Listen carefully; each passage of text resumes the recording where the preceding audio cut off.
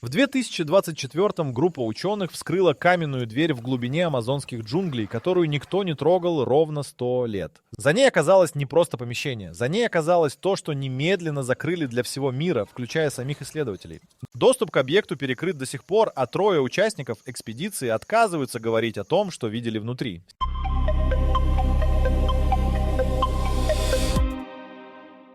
История этой двери началась не в 2024. Она началась в 1923, когда британский картограф Реджинальд Фосс зафиксировал в своем полевом дневнике странный объект на берегу притока реки Журуа в бразильском штате Амазонас. Фосс описал каменную кладку явно неприродного происхождения с плоской вертикальной поверхностью примерно 2 на 3 метра, без видимых петель, замка или ручки. Он сделал зарисовку, отметил координаты и написал одну фразу: «Дверь, которая не хочет, чтобы ее открывали». После этого экспедиция Фосса пропала. Все 7 человек. Дневник нашли через 3 месяца на берегу реки без единого следа людей рядом. В 1948-м бразильское военное ведомство направило в этот район небольшую группу под командованием капитана Эдуарду Карвалью. Официальная цель – картографирование. Реальная цель стала известна только в 2019-м, когда рассекретили архивы. Военные знали о каменной двери и хотели понять, что за ней. Карвалью добрался до объекта, провел рядом 2 суток и вернулся. В рапорте он написал буквально следующее. Объект издает низкочастотный звук, не слышимый ухом, но ощущаемый грудной клеткой. Личный состав испытывал головокружение и дезориентацию в радиусе 20 метров от поверхности. Вскрывать дверь Карвалью отказался. Бразильское командование объект засекретило и нанесло на карту как зону ограниченного доступа номер 17. Следующие 70 лет туда официально никто не ходил. В 2018-м спутниковая система мониторинга вырубки лесов зафиксировала над этим районом температурную аномалию. Участок размером примерно 300 на 300 метров давал стабильно более низкую температуру, чем окружающий лес, на 4-5 градусов ниже. Аномалия не исчезала ни ночью, ни в сезон дождей. Бразильский национальный институт космических исследований передал данные в университет Сан-Паулу. Там данные изучил геолог Маркус Оливейра и немедленно запросил разрешение на экспедицию. Разрешение он получил только через 5 лет, в 2023. Военное ведомство сняло гриф секретности с зоны 17, после того, как Оливейра доказал через суд, что архивные ограничения истекли по бразильскому законодательству. К экспедиции присоединились 4 специалиста: антрополог, биолог, специалист по доколумбовым цивилизациям из Франции и акустик из Германии Клаус Вернер, который специализировался на инфразвуке в природных объектах. Вернер взял с собой оборудование, которое фиксировало частоты от 0 до 20 Гц. Именно инфразвук – то, что не слышит ухо, но воздействует на вестибулярный аппарат и вызывает необъяснимую тревогу. Уже на подходе к объекту в 80 метрах от двери его приборы зафиксировали устойчивый сигнал на частоте 18,6 Гц. Эту частоту иногда называют частотой страха. Именно она вызывает у людей ощущение присутствия чего-то невидимого рядом. Природные источники такого стабильного сигнала не существуют. Ветер, сейсмика, водные потоки – все это дает нестабильные меняющиеся частоты. Этот сигнал был ровным, как метроном, и не менялся ни на секунду за все время измерений. Оливейра позже скажет в интервью университетскому изданию, что именно в этот момент, когда Вернер показал ему график сигнала, он впервые подумал, что, возможно, не стоило добиваться этого разрешения через суд.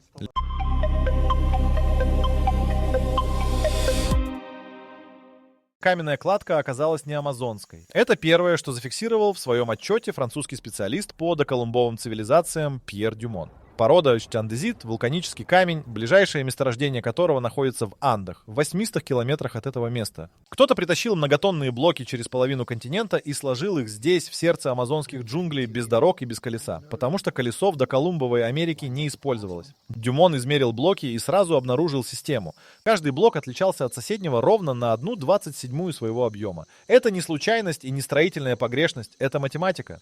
Число 27 в системах счисления нескольких доколумбовых культур обозначало цикл: 27 дней лунного месяца, 27 уровней в космологии народа Мочека, 27 имен у главного божества в одном из диалектов языка кичуа. Дюмон провел у стены 4 часа, делая замеры и фотографии, и сказал, что за 20 лет работы не видел ничего похожего ни в одном известном памятнике. Поверхность двери покрыта символами. Ни барельефами, ни рисунками. Именно символами, выбитыми на глубину около сантиметра правильными рядами. Дюмон опознал среди них элементы, характерные для культуры Тиуанака, цивилизации, существовавшей в районе озера Титикака примерно с 300 по 1100 год нашей эры. Но рядом с этими элементами стояли знаки, которые он не опознал вообще. Не похожие ни на одну известную письменную систему Америки. Ни на майя, ни на ацтеков, ни на инков, ни на более ранние культуры. Биолог экспедиции Сесилия Брандао занималась в это время другим. Она изучала растительность вокруг объекта и обнаружила четкую границу на расстоянии примерно 30 метров от стены. Внутри этой границы не росло ничего. Совсем. Голая земля, несколько мертвых стволов, ни одного живого растения. В амазонских джунглях, где зелень прорастает сквозь любую поверхность за недели, идеально стерильный круг диаметром 60 метров – это физически необъяснимо. Брандао взяла пробы почвы в 5 точках внутри круга.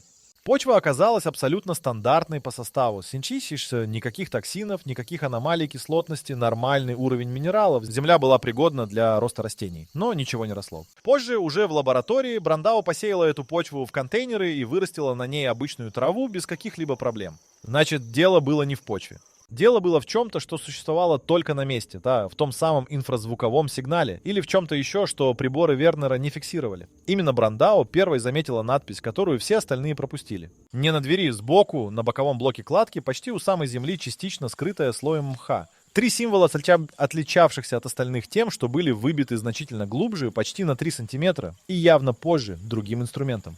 Дюмон посмотрел на них и побледнел. 2 из 3 символов он опознал как знаки из системы записи языка аймара, до сих пор живого языка народов Боливии и Перу. Но аймара в амазонских джунглях никогда не жили. Их территория – высокогорное плато Альтиплано в 1200 километрах отсюда. 3-й символ не был аймара. Дюмон сфотографировал его и отправил снимок коллеге в Лиму прямо с места. Ответ пришел через 40 минут. Коллега написал, что похожий знак встречается ровно 1 раз во всей известной науке. На фрагменте керамики, найденном в 1973 при раскопках в перуанском городе Уанкавелика.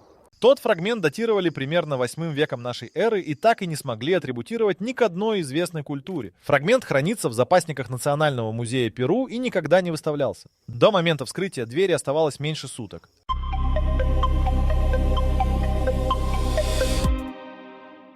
Дверь открылась без усилий. Это было первое, что шокировало всю группу. Оливейра ожидал многочасовой работы с инструментами, готовился к тому, что придется выбивать блоки или резать камень.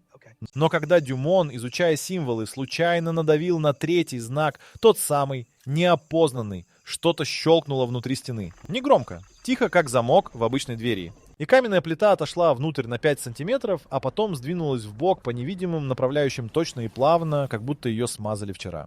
Вернер среагировал первым, схватил прибор и посмотрел на показания. Инфразвуковой сигнал исчез мгновенно. 18,6 Гц, которые фиксировались непрерывно 22 часа подряд, пропали в ту же секунду, когда плита сдвинулась. Вернер потом скажет, что это само по себе невозможно. Источник такого стабильного сигнала не может просто выключиться. Либо источник был механическим и дверь его перекрывала, либо источник реагировал на открытие. Оба варианта одинаково необъяснимы. За дверью оказался коридор. Уходил вниз под углом примерно 20 градусов, длиной там, как выяснилось позже, около 40 метров. Стены, пол и потолок из того же андезита, ширина 1,80 м, высота 2,10 м. Воздух внутри оказался сухим. В амазонских джунглях с влажностью 90%, в запечатанном каменном помещении абсолютно сухой воздух.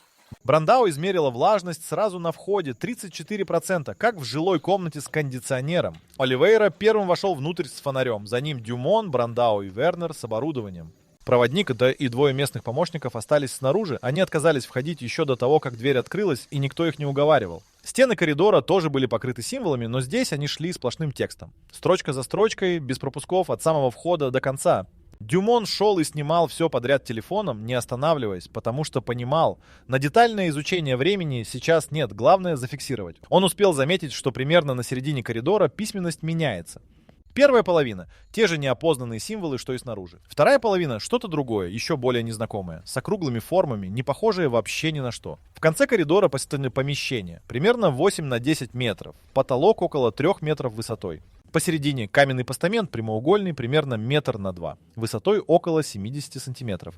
Постамент пустой. Но на его поверхности круглое углубление диаметром сантиметров 30 и глубиной около 5. Идеально ровное, явно обработанное. Вокруг углубления концентрические круги символов, выбитых с такой точностью, что Оливейра поднес линейку и не смог найти отклонение больше миллиметра. На стенах помещения не символы. Изображения, процессии людей, животных, каких-то конструкций. Дюмон остановился у одной из стен и несколько секунд молчал. Потом сказал одну фразу, которую Брандао запомнила дословно. «Этого здесь быть не может». На изображении среди процессии были фигуры в одеждах, характерных для культуры Тиуанако. Рядом с ними фигуры в совершенно другом стиле, напоминающем египетские барельефы. И между ними объект, который не был ни человеком, ни животным, ни известным архитектурным сооружением. Вернер в это время стоял в центре помещения и смотрел на прибор. Инфразвука не было. Но прибор фиксировал кое-что другое. Электромагнитное поле слабой интенсивности, абсолютно равномерно исходящее из постамента. Не из стен, не из пола, именно из постамента. Источник электромагнитного поля в запечатанном каменном объекте без какого-либо оборудования, металла или проводников — это физически невозможно. Группа провела в помещении около 20 минут. Потом у Оливейры началось носовое кровотечение, у Брандао резкое головокружение, и Оливейра принял решение выйти. Все вышли. Дверь закрылась за ними сама. Та же плавная механика, тот же тихий щелчок. Сигнал на частоте 18,6 Гц появился снова, ровно в ту секунду, когда плита встала на место.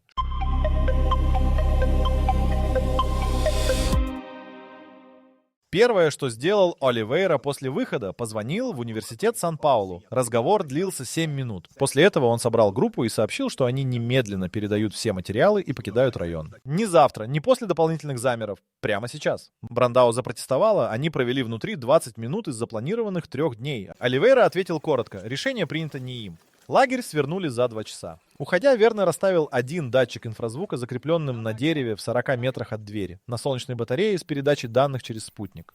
Никто его не остановил. Датчик работал еще 18 дней, после чего сигнал пропал. Либо батарея вышла из строя, либо датчик был найден и снят. Вернер склоняется ко второму варианту, потому что солнечные батареи такого класса в тех климатических условиях должны работать не менее полугода. Данные за 18 дней Вернер успел сохранить. И в этих данных обнаружилось кое-что, чего никто не ожидал. Сигнал на частоте 18,6 Гц не был постоянным, да? Он казался постоянным при наблюдении в течение нескольких часов, но на длинном промежутке обнаруживал структуру.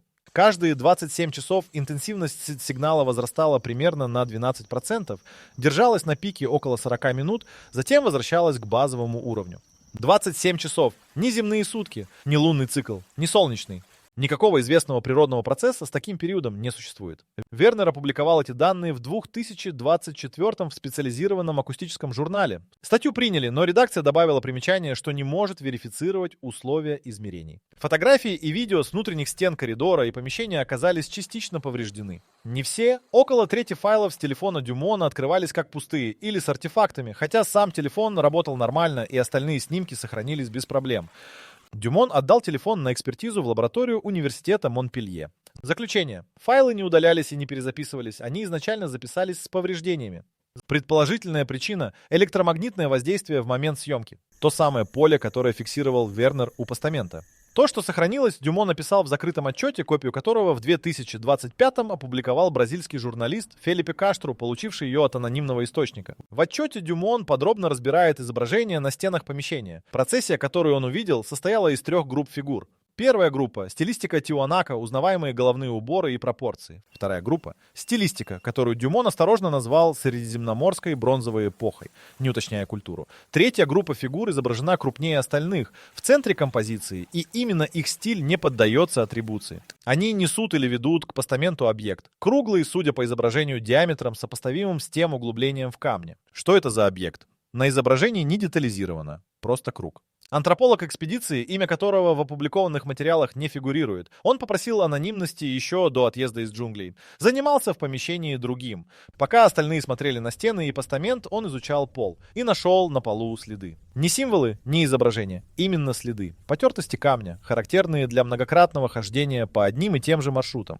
3 четких дорожки износа. От входа к постаменту, от постамента к левой стене, от постамента к правой стене. Камень полировался ногами на протяжении очень долгого времени. Кто-то регулярно ходил внутри этого помещения. Регулярно и долго, иначе такого износа не образуется. Но помещение было запечатано. Снаружи на двери не было следов недавнего открытия. Мох на боковых блоках, которые Брандао изучила перед входом, рос непрерывно не менее 50 лет без нарушений. Никто не входил туда снаружи как минимум полвека, а следы на полу говорили об обратном.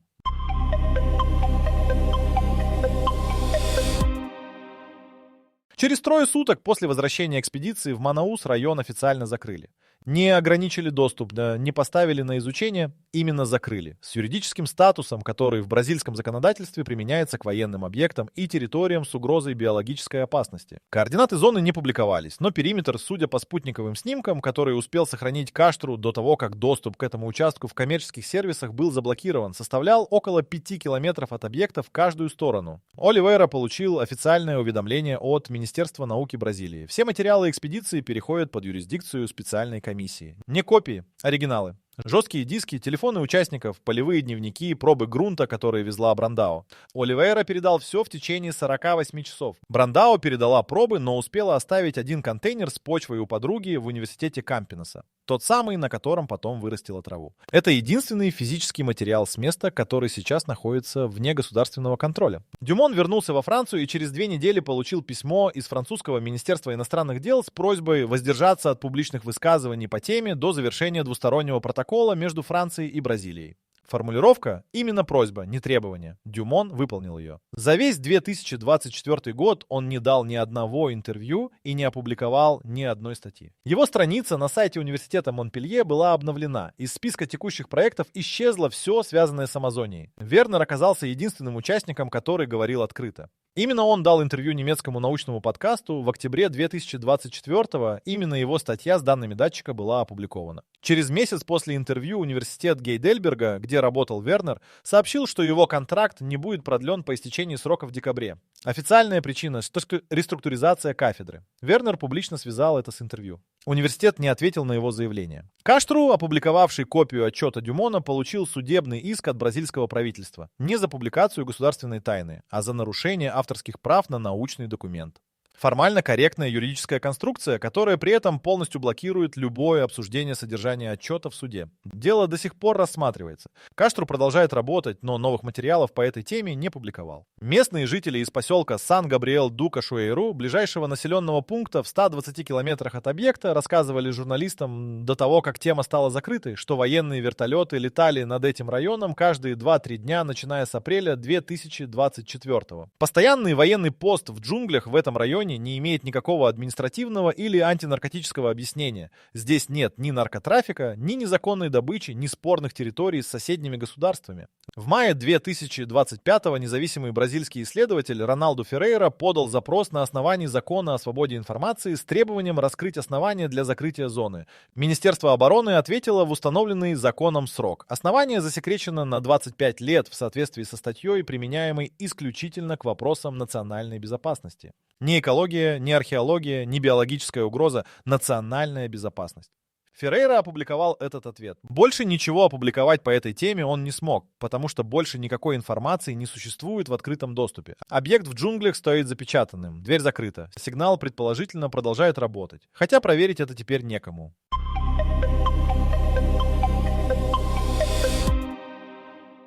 Рассекреченные архивы бразильского военного ведомства, которые Оливейра получил через суд, в 2023-м содержали не только рапорт капитана Карвалью.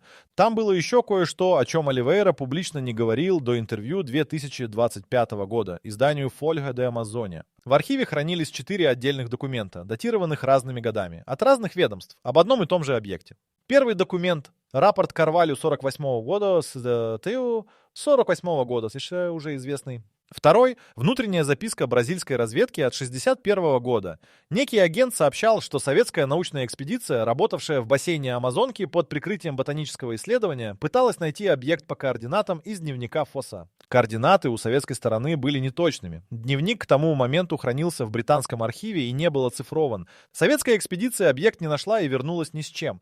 Третий документ, американский, датированный 1979 годом, явно переданный бразильской разведке в рамках двустороннего обмена. Управление перспективных исследований Министерства обороны США запрашивало у Бразилии разрешение на неинвазивное изучение аномальной зоны Амазонас-17. Бразилия отказала. Четвертый документ – внутренний приказ бразильского военного командования от 1988 года. Объект внести в реестр стратегических природных объектов и обеспечить мониторинг периметра силами армейской авиации не реже 1 раза в месяц.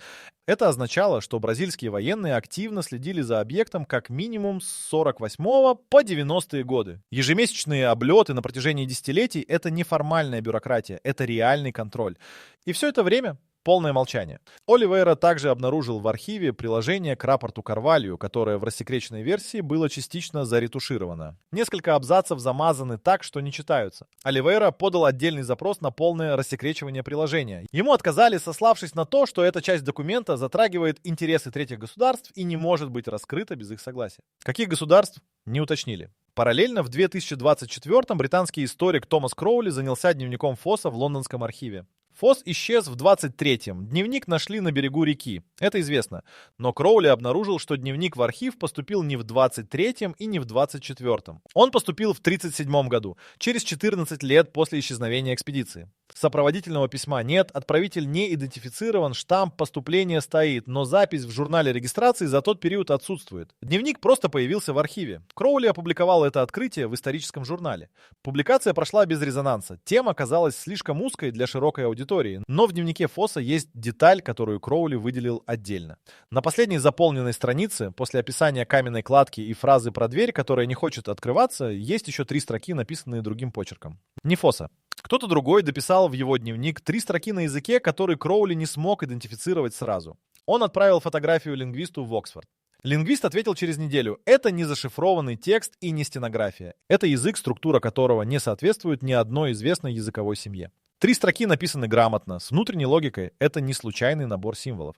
Но что они означают, неизвестно. Кроули попытался связаться с Дюмоном, чтобы сравнить символы из дневника с тем, что Дюмон видел на стенах коридора. Дюмон не ответил на 3 письма. На 4-е ответил коротко: не могу обсуждать эту тему в настоящее время. Кроули опубликовал фотографию 3 строк из дневника в своей статье. Это единственное публичное изображение символов, связанных с объектом, которое сейчас доступно в открытом доступе. Потому что все фотографии Дюмона изъяты, а статья Вернера содержит только графики сигналов, без визуальных материалов. 3 строки чужого почерка в дневнике человека, который исчез в джунглях 100 лет назад, на языке которого не существует в научных каталогах, это то, с чего, возможно, нужно было начинать. Или то, чем все это в итоге закончится.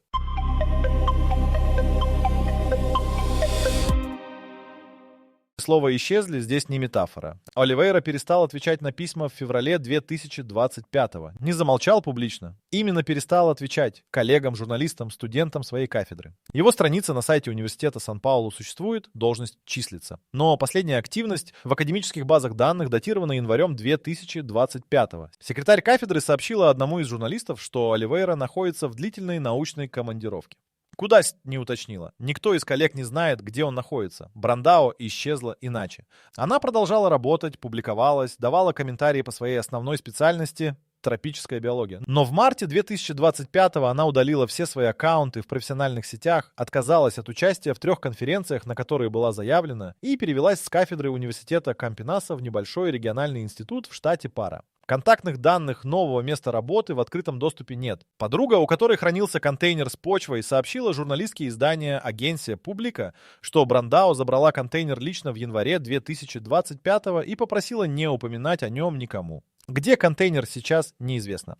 Анонимный антрополог, который изучал следы на полу помещения, не был публично идентифицирован ни разу. Но в академической среде его личность, судя по всему, известна, потому что в феврале 2025-го сразу 2 независимых источника намекнули Каштру, что этот человек больше не работает в своей области. Каштру не стал публиковать имя без подтверждения. Вернер тот единственный, чье местонахождение известно точно. После потери контракта в Гейдельберге он переехал в Австрию и сейчас работает в частной акустической компании в Вене. Публичных заявлений по теме объекта он больше не делал после октября 2024-го. В личной переписке, которую его собеседник опубликовал с разрешения Вернера, он написал одну фразу: «Я сказал все, что мог сказать, не подвергая опасности себя и других». Это не риторика. Потому что к тому моменту как минимум 1 человек, связанный с этой историей, уже столкнулся с прямым давлением, выходящим за рамки юридических писем и административных решений. Проводник экспедиции — бразилец по имени Жоао Барозу, житель Манауса с 20-летним стажем работы в джунглях, рассказал местному радио в ноябре 2024-го, что через месяц после возвращения экспедиции к нему домой пришли 2 в штатском. Показали удостоверение федеральной полиции. Задавали вопросы около 2 часов. Что он видел, что слышал, что говорили ученые между собой. Барозу ответил, что снаружи ничего особенного не видел, внутрь не входил. Это правда. Его отпустили. Но перед уходом один из них сказал, по словам Барозу: «Вы сделали правильный выбор, что не вошли». Барозу не понял, что именно имелось в виду. Правильный выбор в смысле безопасности или в смысле сотрудничества со следствием. Оба варианта одинаково тревожны. Двое местных помощников, которые также остались снаружи, от любых комментариев отказались полностью. Один из них, по информации Каштру, уехал из Манауса вскоре после возвращения экспедиции, и его нынешнее местонахождение неизвестно даже родственникам. Дюмон в Монпелье физически присутствует. Его видят на кафедре, он читает лекции. Но тема Амазонии для него закрыта абсолютно. Студент, который попытался задать ему вопрос об экспедиции после лекции в марте 2025-го, описал реакцию так. Дюмон остановился, посмотрел на него несколько секунд и вышел из аудитории без слова. Больше к этому студенту он не обращался в течение всего семестра, хотя раньше знал его по имени. 5 человек вошли в то помещение. Все 5 сейчас либо недоступны, либо молчат. Это не совпадение и не паранойя. Это наблюдаемый факт, который фиксируют несколько независимых журналистов в 3 разных странах. Что именно они увидели за 20 минут внутри, что заставляет 5 профессиональных ученых одновременно прекратить говорить. Этого не знает никто за пределами закрытой бразильской комиссии. И, возможно, за пределами того, что стоит в джунглях за каменной дверью.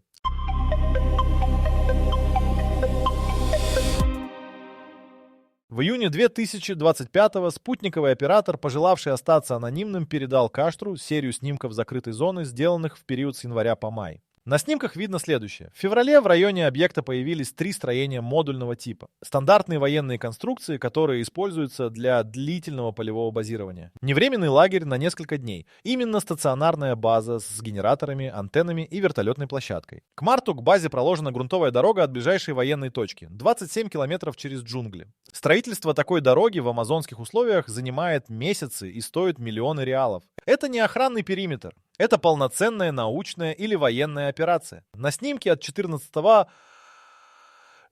марта рядом с базой видны 7 единиц техники, включая то, что аналитик, изучивший снимки по просьбе Каштру, идентифицировал как мобильный буровой комплекс. Бурение рядом с каменным объектом возрастом в несколько сотен или тысяч лет – это либо попытка найти что-то под землей, либо попытка добраться до объекта в обход двери. На снимке от 2 мая буровой комплекс исчез. Вместо него 2 новых строения и значительно увеличившееся количество антенн. Что именно нашли при бурении или нашли ли вообще, неизвестно.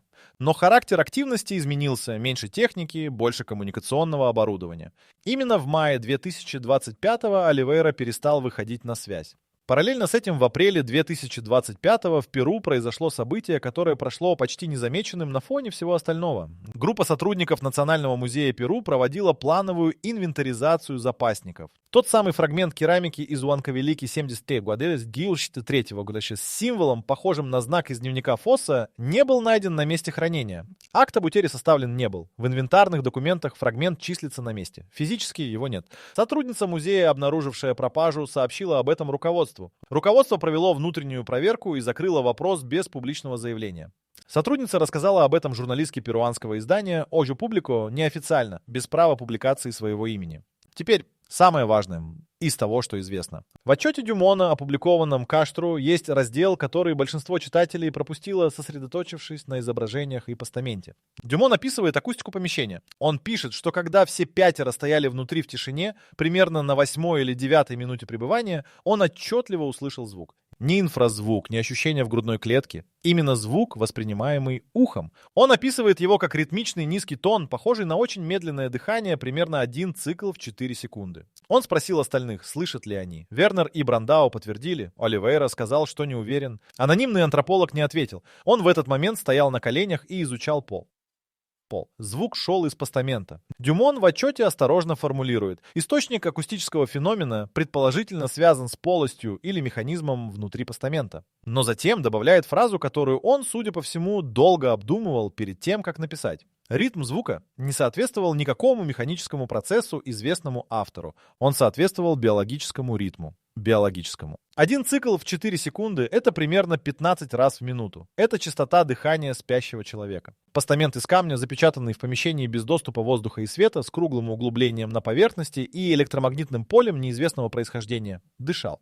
Именно после этого у Оливейры началось носовое кровотечение. Именно после этого он принял решение немедленно выйти. И именно об этом, о звуке из постамента. Ни один из 5 участников не сказал публично ни слова. Все, что известно об этом, взято из отчета Дюмона, который сам Дюмон не публиковал и публично не подтверждал. Бразильская комиссия знает об этом звуке. Военная база в джунглях знает об этом звуке. Буровой комплекс, который появился в феврале и исчез в мае, возможно, искал источник этого звука под землей. Что именно лежит внутри каменного постамента, постамента в закрытом помещении в глубине амазонских джунглей. Этого не знает никто из тех, кто мог бы сказать об этом открыто.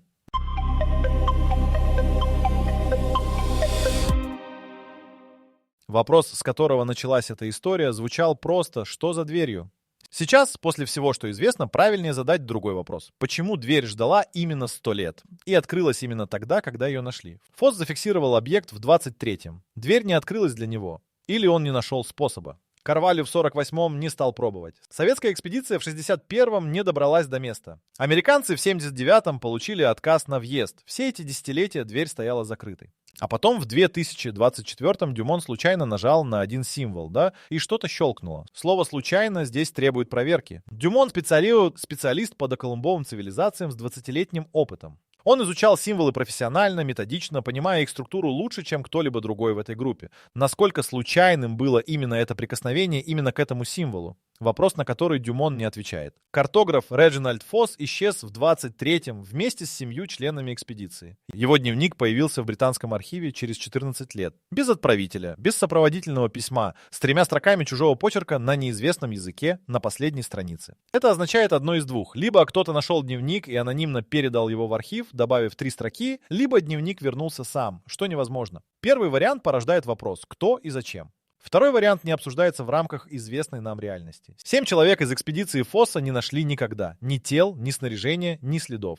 В амазонских джунглях тела не исчезают бесследно. Джунгли сохраняют останки, насекомые. Влага, корни деревьев оставляют следы разложения на десятилетия. Полное отсутствие любых следов 7 человек в тропическом лесу – это аномалия сама по себе, независимо от каменной двери и постамента. 5 ученых вошли в помещение в 2024 и вышли через 20 минут. Все 5 живы, насколько известно. Но ни один не говорит о том, что слышал. Ни один не вернулся к объекту. Ни один не подал в суд на изъятие своих материалов, хотя юридически такой иск возможен. Оливейра, который добивался доступа к архивам через суд 5 лет, человек, явно готовый к долгой юридической борьбе, не оспорил изъятие ни одного своего материала. Это не пассивность, это решение. Брандау унесла контейнер с почвой в январе 2025 и попросила подругу молчать. Почва, на которой в лаборатории нормально росла трава. Почва из мертвого круга, где не растет ничего. Она не уничтожила ее и не сдала властям. Она забрала. Зачем забирать единственный физический материал с места, если ты решил молчать навсегда? Это вопрос без публичного ответа. Постамент дышал с частотой 15 раз в минуту. Это факт из отчета Дюмона, написанного его рукой. Буровой комплекс появился рядом с объектом в феврале и исчез в мае. Что нашли при бурении, неизвестно.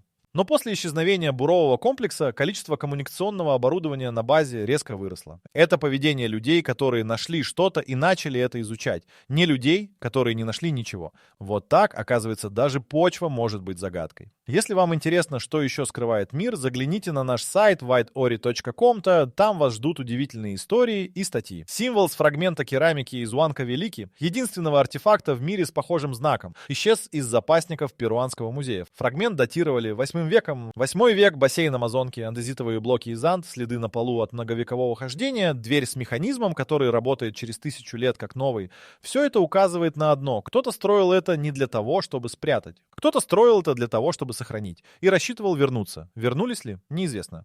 Но постамент продолжает работать. Сигнал на частоте 18,6 Гц продолжает пульсировать каждые 27 часов. И каменная дверь снова закрыта. Так же плотно, как была закрыта 100 лет до этого. Единственное, что изменилось, теперь по ту сторону периметра стоит военная база. И те, кто ее построил, не говорят ничего, так же, как молчат 5 ученых, которые слышали дыхание камня.